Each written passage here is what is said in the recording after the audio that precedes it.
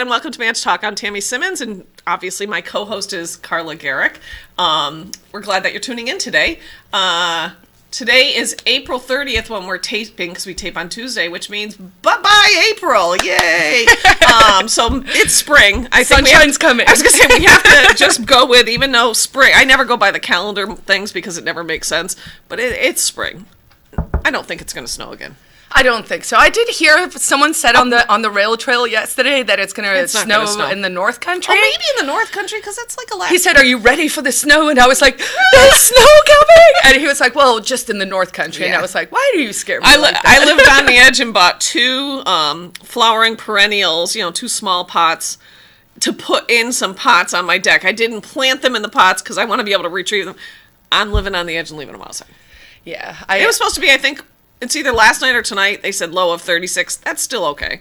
Well, and also, if you want to blame anyone, blame me, because I put away my winter clothes 2 weeks ago, and so I've had to redig some stuff. Yeah. Well, yesterday, I went to work in the morning with just, a long-sleeve T-shirt type shirt and flip-flops, and we went to the dog park last night. I had this big fleece hoodie and my winter vest, and I was like, what happened? Yeah. But you know what? It's fine. It's all good. It's raining. It helps the plants grow. It gets my fertilizer bedded into the ground. It's all good. Yeah, we've been planting a lot. We've been raking a lot. My properties just was ignored for so many years that there's that awful grapevine. If you have any grapevine or any kind of vines that grow in your property and you think, oh, they're kind of pretty, don't let them fool you.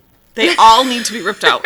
They will terrorize you. They just grow and grow, and they grow randomly, like you turn your back and they're up a tree. Right. And they're in the air, and rip them out. Yeah. All of them. Yeah, we definitely, our garden, we have giant lilac trees and all this stuff. Yeah, but, a lot of it just got out of hand. It was the original owner, and he built the house in 56. And, so it's like, okay, there's work to do.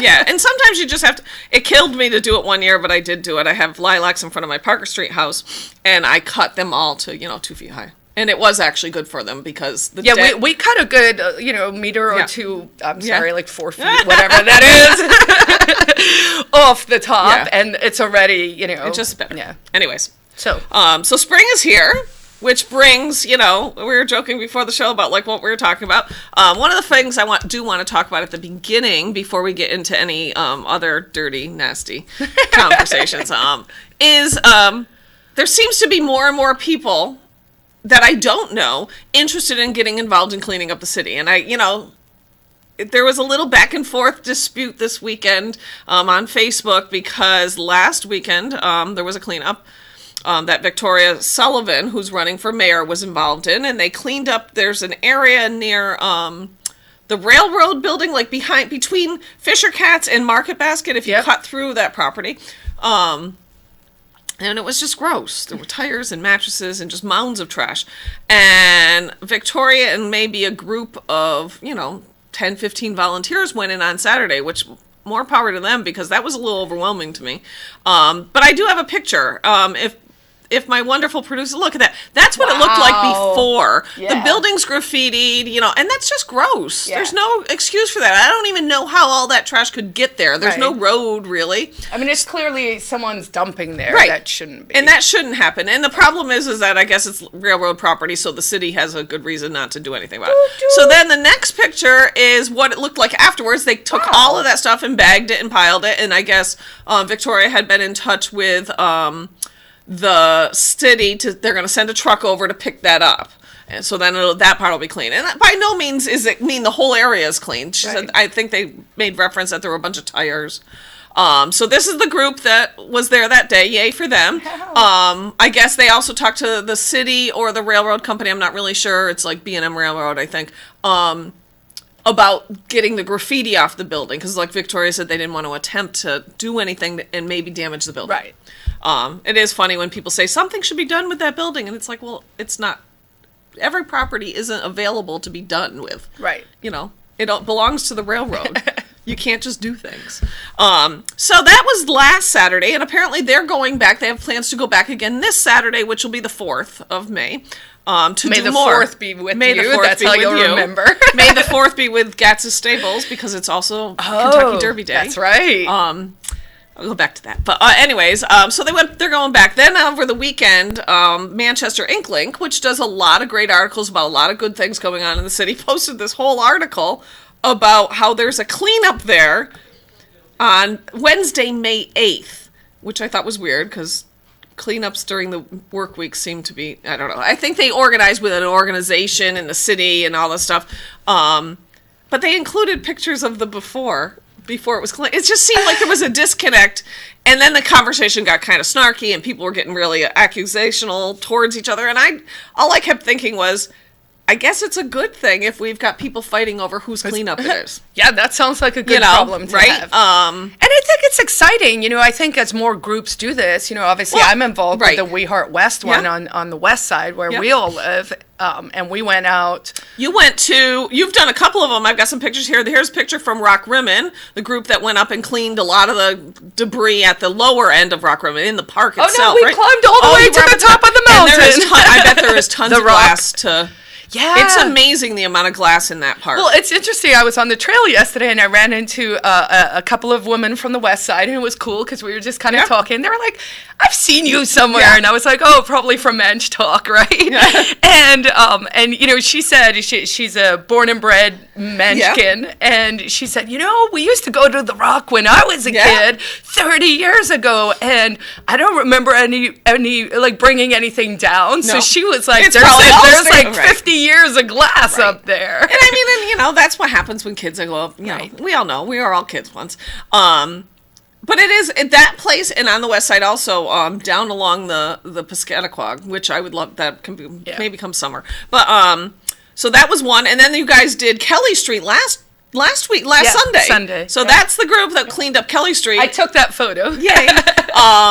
So, it's a nice group of people going out and just cleaning. It's not rocket science. It's just that it's never going to get done. The reality is the city isn't going to clean, the city public works is not going to clean the city.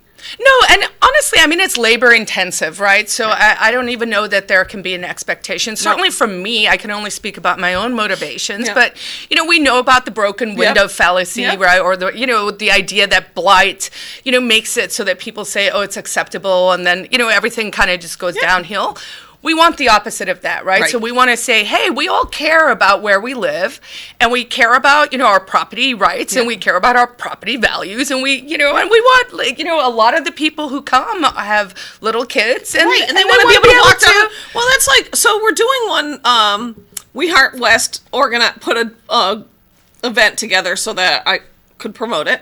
We're going to do one on Saturday, May 11th. I know you guys have been doing them on Sundays, but there's no Sundays available in May.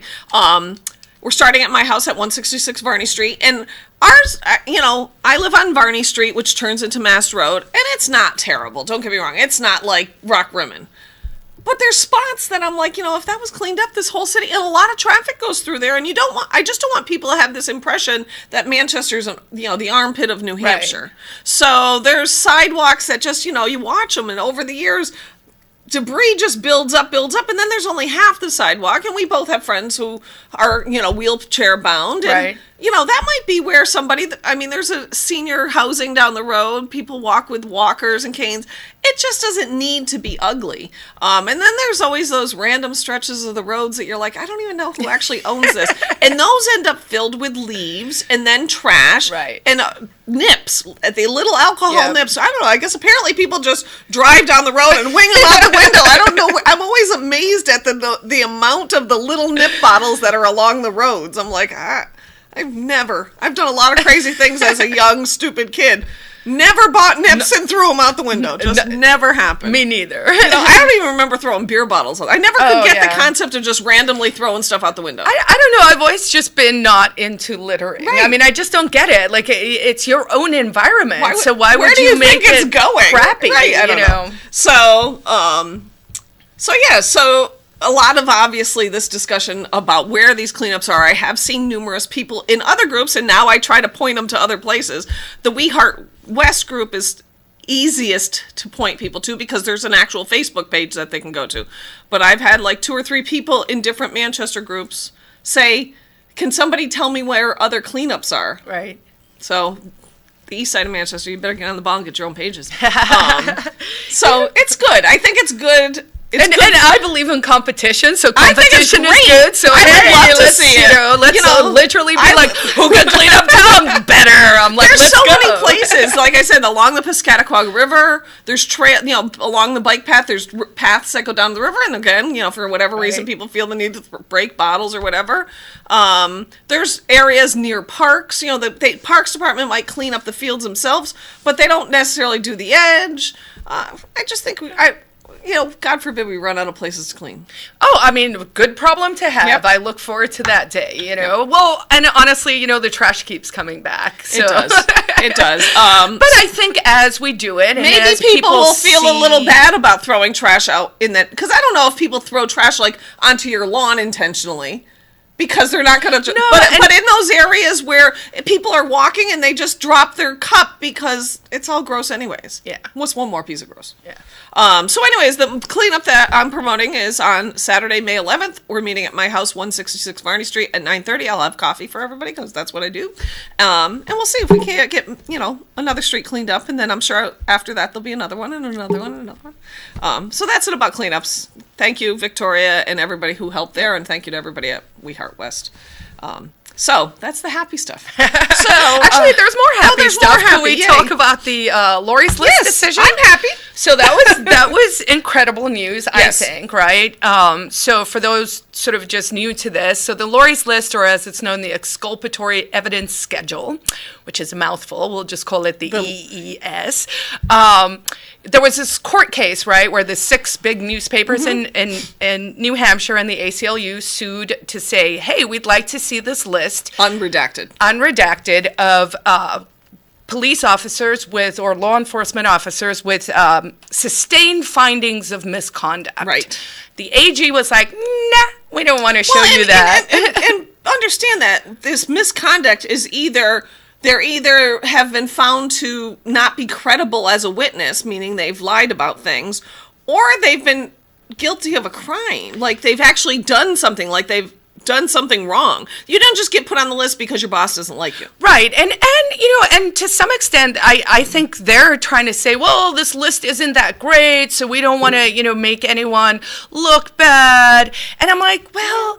Isn't that up to me and you to decide if well, also, you're the police, and you're the AG's office. Yep. So your literal job is to investigate things and get things right. Right. So you would think you have a vested interest in getting this right. So I'm just not buying that, right? So they gave us a redacted list. And it's completely redacted. The only thing we know is what department they belong to, pretty much. So the way, and I'm just going to read it from the actual court decision, that way we get all our facts straight. So the EES is a spreadsheet. It has 5 columns. It has the officer's name on it.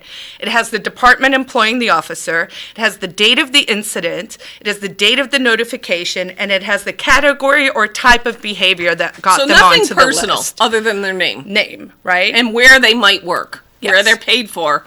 By taxpayers. Yes. And obviously, all of us want to know within our towns, if we've got on that list, So basically what the state argued is the list is confidential because it is a personnel record. Then they said if it's not confidential for that reason, it's confidential because there's a long-standing tradition, because they've always kept it secret, so it must just be secret.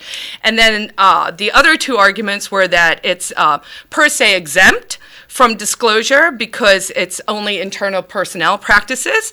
And then they said also, if we were to disclose this list, that would be an invasion of privacy of the police officer. Now, personally, as someone who has been arrested, who was on the front page of the newspaper where my boss and my board saw it, I understand that sort of feeling of invasion of privacy. So that's not something that we don't have an exception to the rule for police officers. Right. We shouldn't have an exception to the rule because, this is sustained findings of misconduct. So the judge issued an order, so it's only an order on the motion itself, right? The state filed a motion to dismiss. So the state's saying, we don't think there's a case. We would like you, Mr. Judge, to dismiss. Right. And this is the finding on the motion to dismiss. Yes. For those of you who aren't familiar with the court system. And so basically the judge was like, I don't buy your arguments. I don't think it's confidential because it's not actually, there is no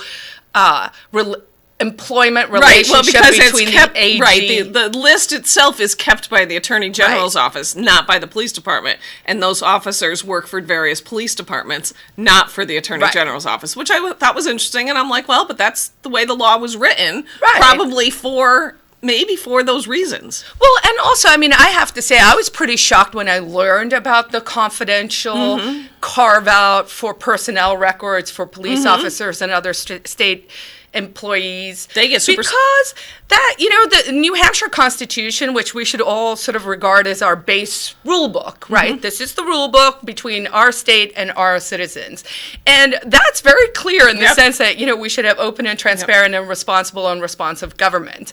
And then you look at the laws that are written, which are basically just all carving out special conditions for special groups of people, right? The people you're paying to protect and serve, which they have no obligation to actually do.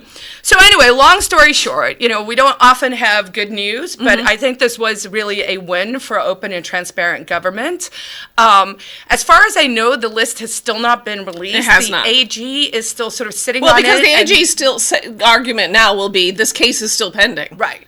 So it's an open investigation, therefore we just can't. So my reading of this at the moment is, well, we have an order that says this is a public record. The ES is a public record. It is not protected by... And it's not subject to these confidentiality or other rules.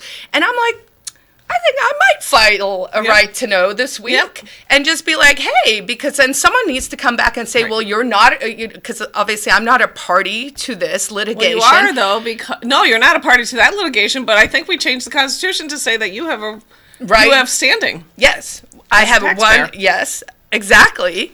And we have a ruling that says it's a public record. Right. So I'm curious to see what the response to that will be. And they're probably going to say, oh, it's contingent on one of these small exceptions. But I want to see what is interesting to me, though, is I always try to remind people, all of the government is paid for with our tax money. With your money, my money, everybody in the state's money, tourism money, all the money. So the Attorney General's office was basically told by a court in that this is not protected information.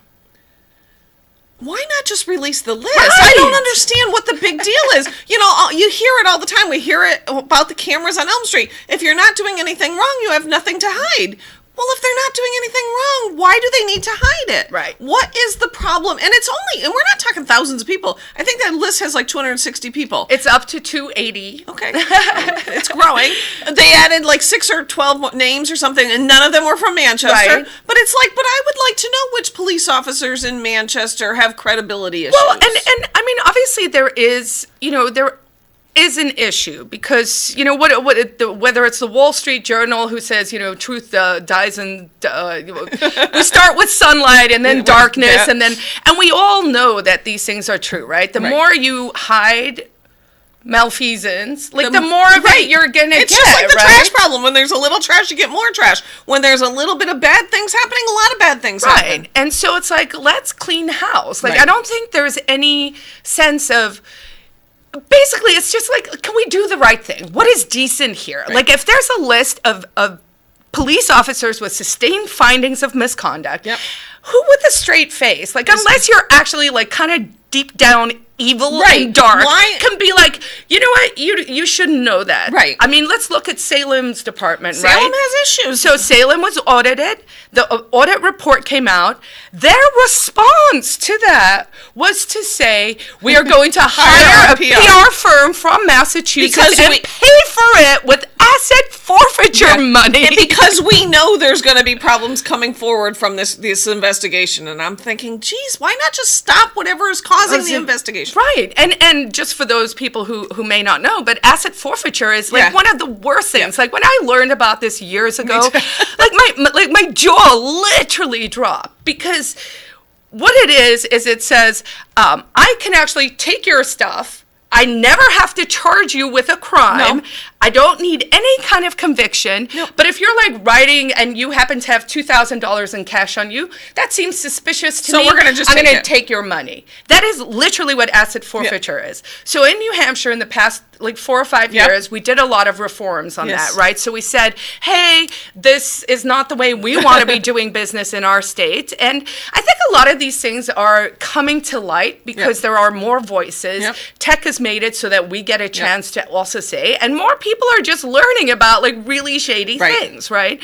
So we said, okay, let's reform this. So in New Hampshire, we did roll that back a little bit. But then there was a loophole, as there always is, when people are doing shady things. And so they were like, okay, we're just going to partner with the feds and let them do their asset. So and then the feds give a kickback to our police departments. And people don't realize those details, that like there is payouts to other entities of government from different entities of government to allow them to kind of turn a blind eye to the law. And now, as someone who's always like, let's not make the taxpayer do everything, I've actually heard the argument where people are like, but this is better because, it's not our money. It's not our money. Until it's your property. Well, until it's your property. And also, incentives matter, right? So whatever you're incenting people. So if you create that framework for something, and then you're like, okay, like, wouldn't you, if I don't know if I would, but I could see someone with the power of a badge being like,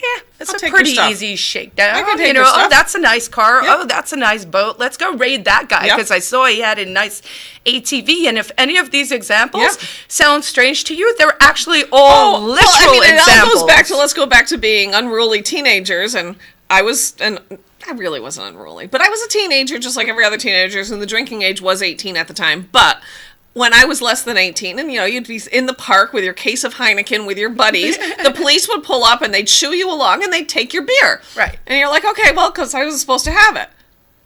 Well, wait a minute. So, and then as you become an adult, you find out that the officers will tell you, that just goes home with them. Right. They never buy beer because they take all the kids' beer. And okay, the kids shouldn't have been drinking in the first place, but this is all the same thing. I want an ATV. Let's shake that guy down. Right. And these are actual examples, not all specifically from New Hampshire, not all but cops. there are, of course not all. And, but here's the thing: is my question is. The good cops. This is what they're not outing the bad cops. Why, like this whole thin blue thing? Because there's a thin blue line, Carla. The thin blue line. But the thing, because I sat in on that testimony when the Troopers Association came and they said, we're not for bad cops, but hey, we still don't want any of this transparency. And I'm like, those two things cannot stand together. Either you're not for this kind of behavior and you're willing to work with us to clean it up, or you are for it because I can only judge you on your actions and you're here testifying against transparency. I hear you. So, so anyway, so this was a bit of a win. Yes. We'll see how it shakes out. Just one last thought on the asset forfeiture. Yeah. So Institute for Justice, which runs out of D.C., they came and did a presentation once that I sat in on, and they said down south, there's a highway that goes north and south. They know the drugs go north and the money comes south. The police, when they catch people, only patrol and the money only side. Catch cars going south. So they're not trying to stop the drugs, just get the money. Yes. Yeah, that's bad. Yeah. So that is good. That is good news. I read that too. I printed out I did the same thing. I had to read. I like to read the real things. I don't like to just go by what somebody said on Facebook. Interesting thing though that I did read on Facebook, which came to mind when you were talking about, when we're saying there shouldn't be different classes of people. We have this debate when it comes to the death penalty in New Hampshire because there are carve-outs that the only people who should be put to death for killing is only if you kill a police officer or a certain thing. My state employee, my life is not the same, which I don't like that. If we're gonna apply a rule, you have to apply it equally. I saw somebody commenting about a piece of legislation that started, I believe, in the Senate, so it's now over on the House side. Lou D'Alessandro, senator from Manchester, sadly, was the prime sponsor, and it was called something about blue alerts, and I read it, and I was actually appalled. So you know how there's amber alerts? So when a child is missing or been taken, they put the signs on the highway, amber alert, looking for, blonde-haired, blue-eyed 3-year-old, right, driving in a, Chevy van or whatever.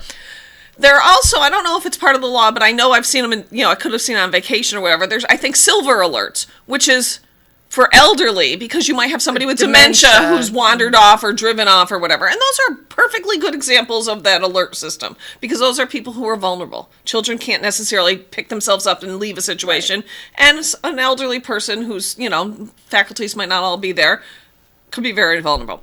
Lou D'Alessandro has a bill to create blue alerts so that if a police officer is kidnapped, I guess, injured or killed, we would put this blue alert on the highway. And I read that and I thought, no, how about no? First of all, what is the purpose? That is your job. And you're not a vulnerable citizen. The reason we have those two alerts on the either end of the spectrum is because we're talking about vulnerable people who might not be able to protect themselves. First of all, when was the last time you ever saw a police officer get kidnapped in New Hampshire? If we're talking about what is. So we're fixing what? If a police officer is shot at, why do we need to put an alert out? And if they're killed, what has that got to do? We don't put alerts out every time we kill somebody, when some other person dies. And I got to thinking about it, and I'm like, so wait a minute. In Manchester, you've encrypted the scanners, so I, as a resident, can't possibly assist in anything because I don't even know about it.